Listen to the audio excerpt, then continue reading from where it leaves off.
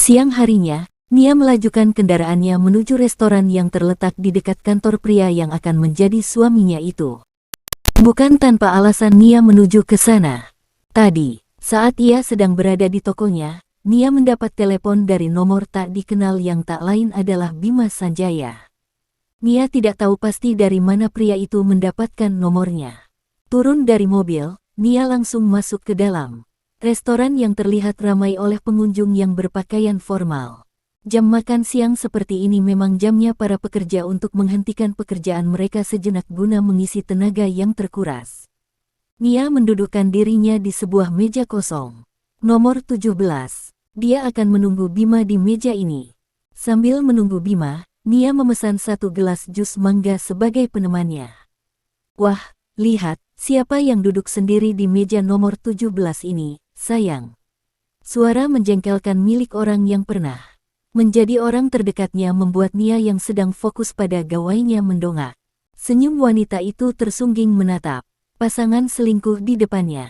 Ramon menyungging senyum miring. Mantan, aku, sayang. Apa dia di sini buat mata-matai kita? Ramon menatap Sarah dengan sebelah alis terangkat. Oh, bisa jadi, sayang. Dia masih cinta sama kamu. Makanya dia ada di sini buat melihat kamu. Sarah menangkup pipi kiri dan kanannya sambil menatap ke arah Nia yang masih menatap mereka dengan tatapan datarnya. Kasihan sekali dia, ungkapnya pura-pura. Menatap Nia sedih. Hehe. Nia tertawa mengejek menatap Sarah dan Ramon. Nia lagi mengukur sebesar apa kepala dua sejoli ini yang merasa jika dirinya menstalker mereka. Sayang, kata orang, pura-pura tertawa padahal hati lagi menangis itu sakit, loh. Sarah menatap Nia dengan tatapan ibanya. Apa sesakit itu Nia, kamu melihat kami bersama? Saya sakit, tanya Nia. Untuk orang yang pernah dekat, bahasa yang diucapkan Nia cukup formal. Untuk apa saya sakit? Melihat kalian bersama dan bermesraan, kekehnya. Ramon dan Sarah diam menatap Nia datar. Mohon maaf, ya, saya justru merasa bahagia lepas dari laki-laki seperti ini. Nia menunjuk ke arah Ramon tanpa bangkit dari duduknya. Laki-laki kurang gentleman yang enggak akan pernah bisa mapan tanpa bantuan moral dan materi dari perempuan, tambahnya, membuat rahang Ramon mengeras. Jaga bicara kamu, desis Ramon menatap Nia tajam. Buat apa saya jaga mulut saya? Rahang saya masih dalam kondisi baik buat bergerak dan berkomentar tentang kamu, tandasnya. Tangannya terlipat di dada menatap tanpa rasa takut. Ingat, Ramon, kamu enggak akan pakai baju dan celana bagus tanpa bantuan saya. Setidaknya saya enggak begitu rugi kasih kamu materi. Tapi, saya akan merasa rugi kalau saya bisa menyerahkan tubuh saya pada pria seperti kamu. Nia berdecih sambil menatap Ramon dengan tatapan angkuhnya. Kemudian, tatapannya beralih menatap Sarah yang juga terlihat marah. Kamu bangga memamerkan kemesraan kamu di depan sahabat, ralat, mantan sahabat kamu sendiri. Nia berujar menatap Sarah. Apa yang perlu kamu banggakan dari hasil menjual tubuh untuk suatu hubungan? Marah dan merasa malu dengan ejekan Nia, tangan Sarah bergerak untuk menamparkan Nia. Namun, Nia lebih dulu bangkit dari duduknya dan menahan tangan Sarah agar tidak mendarat di pipi cantiknya. Sorry, Sarah. Saya enggak sudi kalau kamu berniat untuk menamparkan saya. Pipi saya terlalu suci untuk tangan kotor kamu sentuh. Nia menghempaskan tangan Sarah dan menatap wanita di depannya dengan tatapan datar. Para pengunjung sudah menatap mereka sejak tadi membuat Sarah merasa malu. Tidak ingin berada di restoran ini, Sarah menarik Ramon untuk keluar dari restoran meninggalkan Nia yang menatap jijik punggung keduanya. Lanjutkan makan siangnya. Maaf atas kehadiran dua lalat tadi. Sekarang kalian bisa tenang karena saya sudah mengusir dua lalat tadi. Nia menyungging senyum manisnya sambil mendudukkan diri di kursi.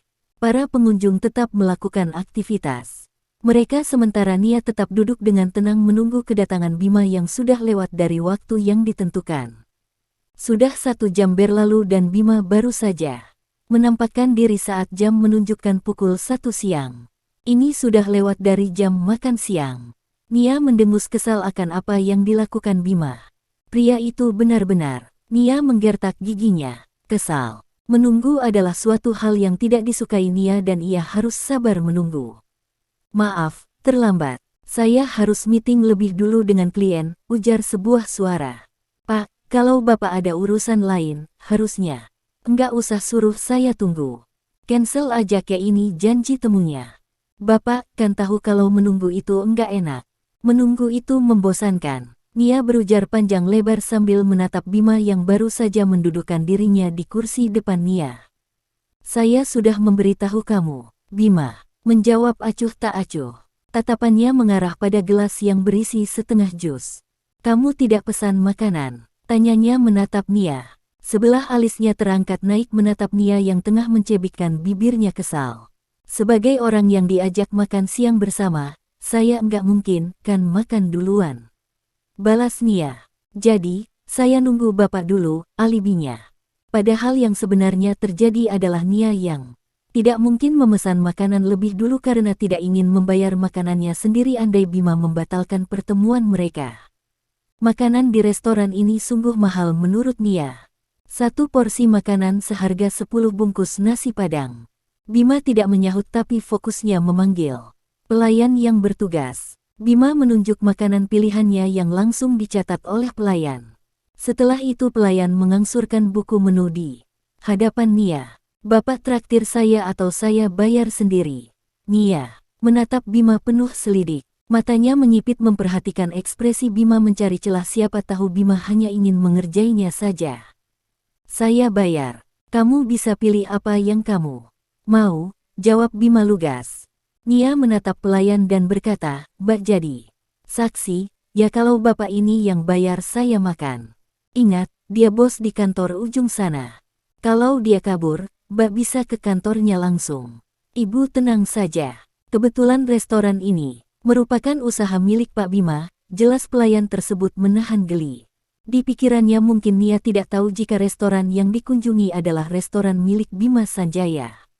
Nia membulatkan matanya menatap pelayan wanita dan Bima secara bergantian. Kemudian senyum lebar Nia tersungging begitu saja. Dengan ini ia bisa memesan beberapa menu yang ia sukai.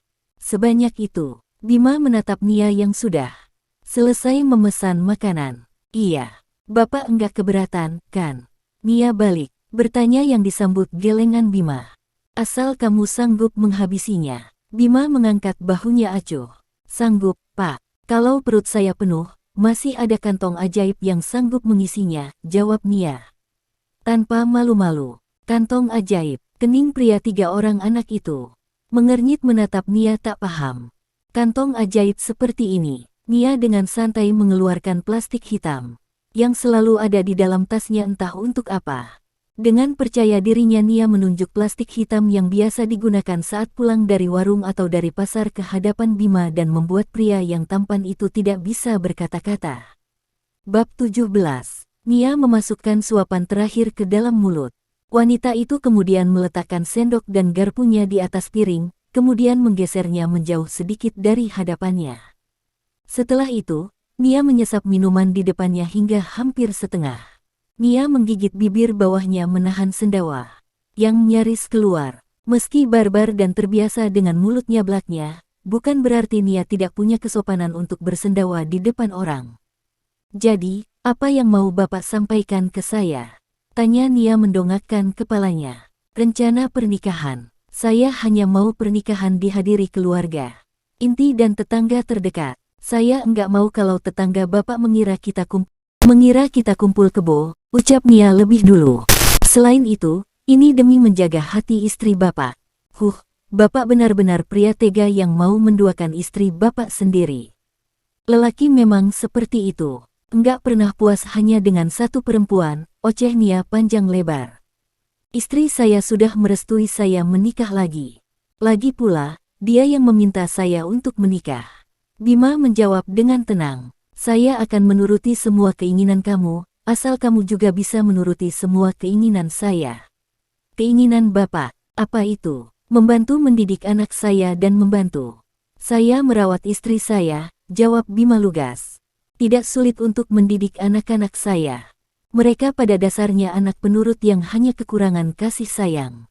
Nia termenung di tempat, pikirannya berkelana. mengingat tingkah laku anak-anak Bima.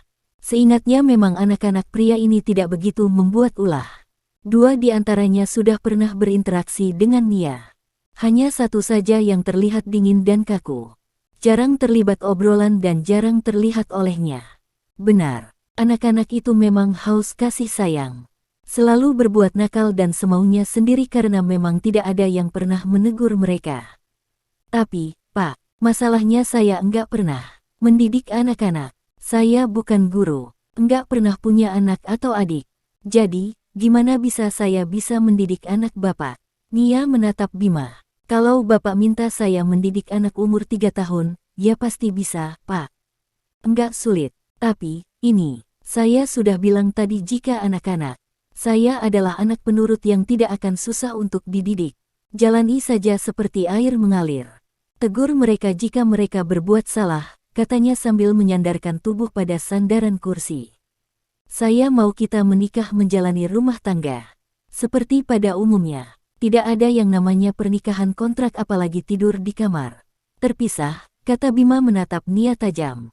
Saya akan berusaha untuk bersikap adil pada kamu dan Hera, tandasnya di akhir. Terus, kalau saya enggak sengaja memukul anak-anak Bapak atau mencubitnya, Bapak akan melaporkan saya ke kantor polisi. Nia mencoba memancing emosi Bima yang sayangnya ditanggapi dengan enteng oleh pria itu. Jika mereka salah dan sudah ditegur tapi mereka masih membantah, kamu bisa pukul mereka. Tapi ingat, pukul mereka di bagian betis dan paha. Jangan punggung, wajah, leher, dada, atau perut. Itu bisa berakibat fatal. Nia menggeleng kepalanya mendengar ucapan Bapak 3 anak ini. Benar-benar seorang pemimpin yang tegas dan bertanggung jawab untuk anak-anaknya. Bapak enggak marah. Nia menatap selidik pria di hadapannya. Bima menggeleng kepalanya pelan. Saya bahkan dididik lebih keras oleh ayah saya. Hanya saja, saya adalah pemimpin perusahaan sehingga saya tidak bisa mengurus anak-anak saya sepenuhnya. Nia ingin bertanya lebih lanjut, tapi ia tahu ini bukan ranahnya dan ia tidak berhak bertanya. Nanti saja, pelan-pelan ia akan tahu apa yang sebenarnya terjadi pada keluarga Bima. Suara dering ponsel milik Bima terdengar, menyapa gendang telinga mereka. Segera Bima mengangkat panggilan tersebut. Terdengar Bima berbincang dengan orang di seberang telepon membuat Nia menunggu Bima menyelesaikan panggilan telepon. Pembicaraan mereka kali ini cukup serius dan panggilan di telepon Bima membuat mereka harus menundanya lebih dulu. Kita harus ke sekolah Gano sekarang, ujar Bima. Setelah panggilan telepon dimatikan, kening Nia sontak mengerut menatap Bima bingung. Gano siapa, Pak? Tanyanya. Argano atau yang kamu tahu Arga? Bima menghela napas. Dia membuat ulah dengan ikut tawuran tadi pagi. Tadi pihak sekolah menghubungi saya dan meminta saya untuk datang. Nia membulatkan matanya terkejut. Jangan-jangan yang menyebabkan kemacetan tadi, Pak. Bisa jadi. Mereka sekarang sudah ada di sekolah tengah dihukum para polisi yang menyerahkan mereka ke pihak sekolah. Tunggu apa lagi? Bapak bisa langsung pergi ke sekolah.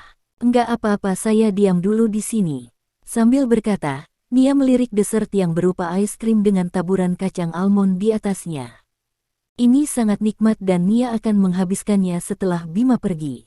Kamu ikut saya ke sekolah dan memperhatikan sekolah Gano. Kedepannya kamu yang akan mengurus semua hal tentang sekolah anak-anak. Petik 2. Loh, enggak bisa begitu dong, Pak.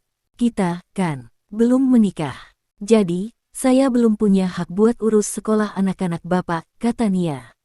Matanya tidak berhenti melirik gelas berisi es krim yang melumer karena terlalu lama diabaikan. Belajar dulu. Gunakan waktu 1 bulan untuk kamu mengenal karakter anak-anak. Bima bangkit dari duduknya. Kalau kamu mau es krim itu, bisa dibawa. Nanti pulang saat mengantar saya, kamu kembalikan gelasnya. Tidak berpikir 2 kali, Nia segera mengangkat gelas es krim dengan semangat. Wanita itu keluar sambil menenteng gelas mengikuti langkah Bima dari belakang. Nia mengabaikan tatapan orang-orang atau pegawai restoran yang menatap ke arahnya. Setelah tiba di parkiran, Nia menatap Bima yang membalikkan badan ke arahnya dengan bingung. Apalagi yang dimau pria ini? Tanya Nia dalam hati. Kunci mobil kamu mana? Akan membuang waktu kalau saya harus kembali ke kantor atau menghubungi sopir saya, ujar Bima sambil mengulurkan tangannya. Loh, tadi Bapak kesini naik apa? Kenapa harus naik mobil saya? Ujar Nia tidak terima. Bensin mobilnya akan terkuras jika harus naik mobil miliknya. Akan percuma ia bisa makan enak dan mahal jika ia harus membeli bensin lagi. Nia bukan pelit, hanya saja, Bima adalah orang kaya yang sudah pasti banyak uang. Tidak perlu ia bersikap royal pada pria seperti ini.